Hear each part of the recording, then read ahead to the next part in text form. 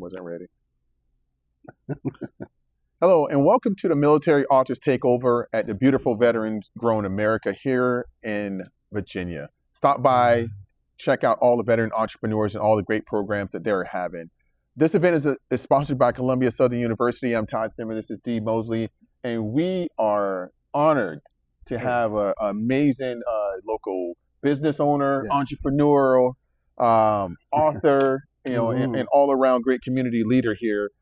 We have Ken Moorman here. I'm sorry, Ken. No we have Ken Moorman here, and man, what an amazing opportunity to talk to you today. Like I told you a little bit earlier, we'll clap it up for you guys. Thank you. Yeah, I told you a little bit earlier, a coffee house is something, Durrani Coffee House that you own, correct? Yes, that's correct. So I know we're here talking about your book, but man, I'm just such a fan of entrepreneurship that I think ties into your book. But, we're talking about your book, On the Other Side of My Dream, which I think is a super strong title. Oh, thank you. By the way. So, as we thought about, your book and entering your book, which I have a copy here for everyone to kind of see the title here. Cool. We wanted to give you an opportunity first to introduce yourself, get into a few questions about, the book and then just pivot from there and see how we can get 40 million people involved in your journey and your story. So tell us a little bit about yourself, Ken. All right. Well, first of all, thank you for having me here today. I'm just honored. Hey, I'm from Bristol, Pennsylvania, which is right outside of North Philly. So I'm here. Hey, Army vet. Army vet. Did a little time in there, and I'm the founder, as you talked about it, of the award-winning Durrani Coffee House. Award-winning. I'm sorry. And as entrepreneurs, as you've been blessed and start winning awards for you just being recognized for something that was a crazy thought, you learn to say that out of your mouth, award-winning, because everyone else does, right? Yeah. So, a long story short, and we're going to talk a little bit about it, the number one thing that people would say when they would come into the coffee shop is, how did you do this? Yeah. And so I wrote a book about it because I was telling someone here earlier, you wouldn't believe, self included, how many people have a vision or a dream to open up a coffee house. Yeah. I didn't drink coffee when I started this, so we've been open 10 years, so I'm grateful. Yeah, that's deserved. 10 years in business is not a small feat. Yeah. So I appreciate it. We're talking about On the Other Side of My Dream. In the book, you talk about it's a powerful story of vision, resilience, entrepreneurship, and faith. Yes. All of those things that embody, who you are and your character as a person. So, what was that light bulb moment? Of course, you're 10 years into entrepreneurship. You had a vision, which I would like you to incorporate the vision for the coffee. You don't drink coffee. Oh, yeah, we're going to get to it. But what was that moment where you were like, on top of everything else, I'm going to write this book and I'm going to, make a blueprint for this thing about who I am and how I walk through life. Yeah, with everything in my whole journey, the way the coffee shop came about was I was working in the federal government. I got off the train and I heard a voice say, I need you to open up a coffee house right over there. I'm driving, and it was nuts. And so I shook it off. I kept driving. I need you to open up a coffee house right over there. So I pulled to the side of the road. And then I heard it again, open up a coffee house. I did not drink coffee at the time. I love coffee now. Please know it. But what I like to share with others when I speak, I'm sharing with you guys and the audience. On the count of 3, I want everyone to say your name. Don't say it out loud. Say your name on the count of 3. Ready? 1, 2, 3. That is the voice that I heard that said, I need you to open a coffee house. It was confident. It was sure. It was, more importantly, it had peace with it. Even though I didn't know how to do a coffee house at the time. So knowing all of that and some of the other trials, I wanted to encourage entrepreneurs to follow their dream, because I'm just a little guy from Bristol, Pennsylvania, and now I'm sitting in a coffee shop. So. No, you're not only sitting in a coffee shop. Yeah. You're sitting in an award-winning See how contagious it gets. That has been open for 10 years. Yes. As an entrepreneur, I know that, any business that's been around 10 years, it doesn't happen because you just have no passion in it. Exactly. So tell us a little bit about, the process of the book. Like when you told us about how it came about and you wanted to kind of share your story and your journey. What were some of the strongest indicators that, people were receiving your work? You know, as far as the writing the book or the No, coffee shop? no, both the book, Okay. the book, and just receiving everything Oh, that you yes. were called. The coffee shop came Yes. first. The book now. Yeah. What were some of the indicators that that voice was true, Okay. and Gotcha. like this is what my purpose is. Yes, definitely. And I share with entrepreneurs, when you get to the point when you realize your dream is connected to other people's dreams, you have to do it. It's a must. Yeah. You know what I'm saying? So that was one of the indicators when I seen and people start coming in the coffee shop and saying, I saw this. Yeah. And I'm like, what? Yeah. So I really believe that, God gives visions and dreams to everyone if you'll do it. Yeah. You know what I'm saying? So if you don't, it's just going to bounce. His mission has to get out, And with that said, it's a hub for entrepreneurs, creatives, and community. And the things that I've saw in the first 3-4 years, I could not deny, like, I have to get this word out. Because I'm sure others are experiencing this. Might just be the fear might be too great for them to move forward. But yeah, and you talk a little bit about how you incorporate moving through grief. Tell us a little bit about how that has been a part of this journey and strengthened you. Oh my gosh! So one thing I like to share is that if you're an entrepreneur, your vision or dream don't care about anything in your life. They don't care what's going on, you got the money or not. With that said, we were building out this coffee shop, and community involvement was this big old thing. I get a call, long story short, my mom passed. So I'm like, how in the world am I going to bury my mom, then go back, and all these people done believed in my dream, The next year, we're open. It's amazing. Everybody love it. The next year, on Christmas night, my oldest son get hit by a car and is killed. And I'm like, that was my reason for doing this, to give him an option, So what am I going to do? But I'm looking at all this community that needed this space, So I knew, like, okay, I can't let it just be for nothing. You know what I'm saying? So I kept moving forward. Oh, thank you for sharing. Yeah. Yeah. Thank you, guys. Thank you. Yeah. So Jirani Coffee House. So what's in the name? Jirani in Swahili means neighbor or neighborhood. So neighborhood coffee. In 2012, I went on a missions trip with my church to Ghana. And when I got there, when I came back, the thing was put on my spirit was just dream big. Tell everybody dream big. And that's what I write in everyone. When I sign a book, I'm telling you dream big. But not only dream big, then do what you see. Don't just dream it. After that, execute and do that. Figure out how to do that. So yeah.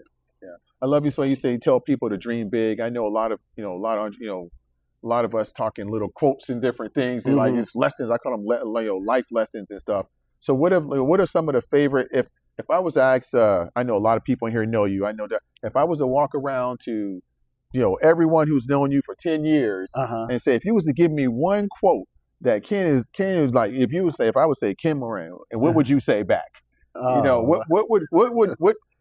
put him on the spot. What would John L say about you if I were to go up and say Ken Moran? That's a good question. Ken Moorman, sorry. Yeah, no problem.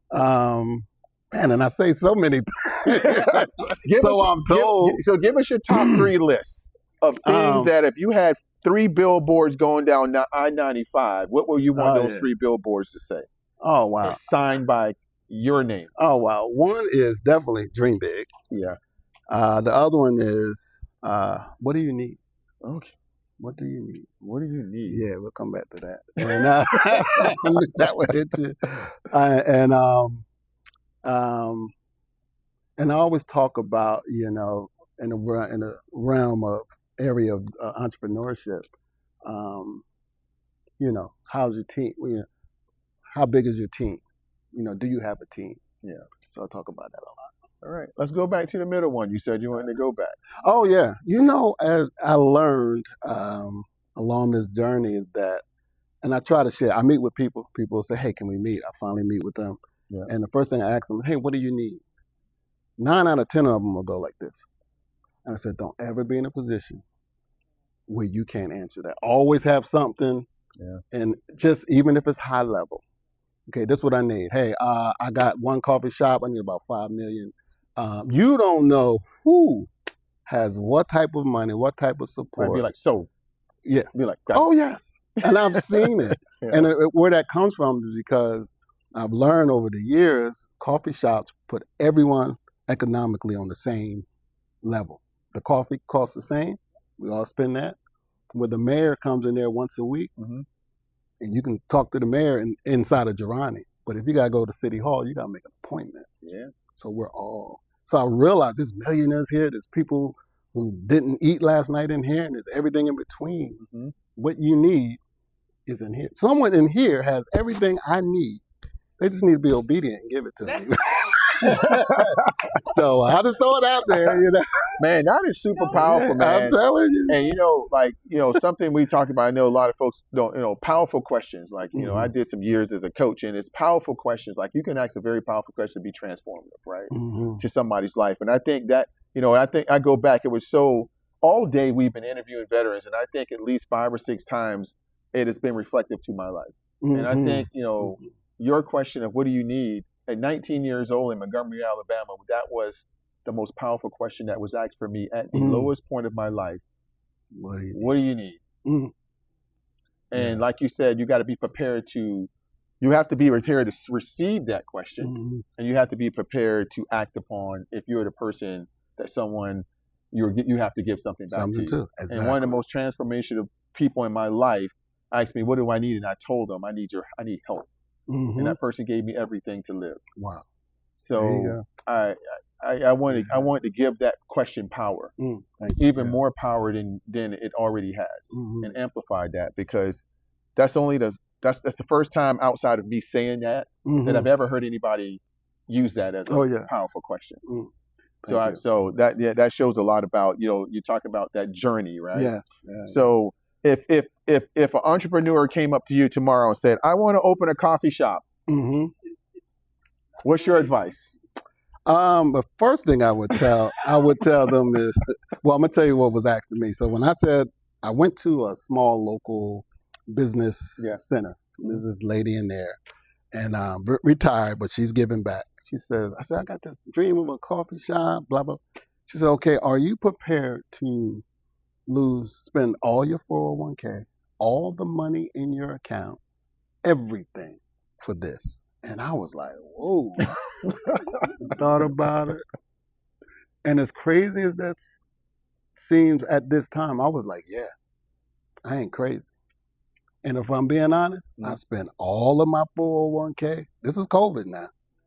All of the money. You know what I'm saying? And when you hear these these stories about entrepreneurs, now, they're probably huge and, billionaires, but when they tell about their story about, I've been bankrupt 3 times. Thank God. I haven't been bankrupt, thank God. I don't know. But, it's a real thing. Yeah. You have to persevere through all of this. A very small percentage hit it right off the bat. But those that stick it out and get the right people and build the right teams and learn and maneuver, you can get it. Yeah. No, I appreciate that. That's sound advice. Yes. Because I know as an entrepreneur, you gotta be willing to, every time someone call me, I say, well, I'm headed to sell some plasma. Yeah. Every time there's a new invoice come, I'm like, let me Google the plasma station. Yeah. Because that's how it physically feels. It physically feels like I'm out. Yeah. So I get that. So, I appreciate that question. What would you tell someone to do an open coffee shop? What would you tell someone who's experienced very traumatic grief and they don't see a path out of it? Oh, wow. In hindsight, I realized for myself and probably many other entrepreneurs that it was the dream that I had to hold on to pull me through that time. So, in the middle of an amazing entrepreneur journey, it was great. I really wanted to give it all up. Yeah. And just kind of figure out, how do I manage my life? How do I get my younger kids, pull it through? But I needed something to hold on to bigger than myself.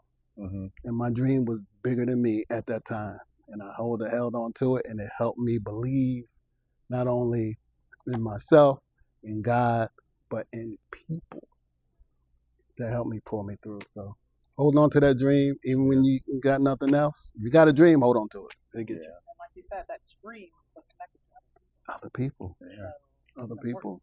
Other people. And you talk about in your book, coffee dream, tragedy, which Mhm. those first two questions, Mhm. and then you talk about triumph. Oh, yeah. So what does that word mean to you, Oh, and how do you visualize triumph today in 2020, 2026? Oh, man. Triumph. The fact that I am sitting here talking to you guys, Mhm. and probably the top 3 fears that we all have is losing your child and losing your mom. I am such a winner right now. You know what I mean? Yeah. But not only that, I win because there's so many other people that I need to share that are really struggling with it on levels that we can all fear. And I'm able to, thank God, have some kind of verbiage, some kind of, got my feet under me where I can talk them through. And some people just told me, hey, man, I just been watching you. Thank you. And I'm like, I don't even know you. But they just watching you push through. And they're holding on to that. So triumph is just getting beyond the things that you can never think you can get beyond, and maintain. No, I appreciate it. I really appreciate it. I tell you, I haven't read the book yet. Yes. But I will. This will be in my car when I go home. Oh, please. I won't be reading it while I'm driving on 95. Okay. But I can feel your energy. Yeah, thank you. And being transparent with our audience, we weren't even supposed to interview you. Yes, it's amazing. But I believe that everything happens for exactly the right reason at the right time, and nothing in our life is an accident. Yes, thank you. So I believe that you coming in this room, which until you sat on the couch, I didn't even know you were the person I was interviewing. Oh, wow. That's good. Literally, I was looking around like, who's Ken? Yeah. It's time for Ken to sit down. So I say that transparently because I feel like I'm better for meeting you. Oh, thank And you. just like any of the authors today, I feel like I'm better for being here in this room today. Yeah, me as well. And but I appreciate you sharing your journey. I know it's like to pour your heart out through a lot of painful things on paper. Yeah. And I would just close out with the question is, what kind of release did this book give you the day you published it? Oh, wow. It took me back to being in elementary school where I was in Title I. I was the kid that was like, all right, 1, 2, 3, come out, y'all go to reading class. And I'm like, what am I doing? Writing a book, right? That was the first, like, wow. You just never get a flash on your life. But the release, it was something by the time I got to the end of the book, you don't even realize how healed you are until you take time to see all your blessings. I'm like, wow.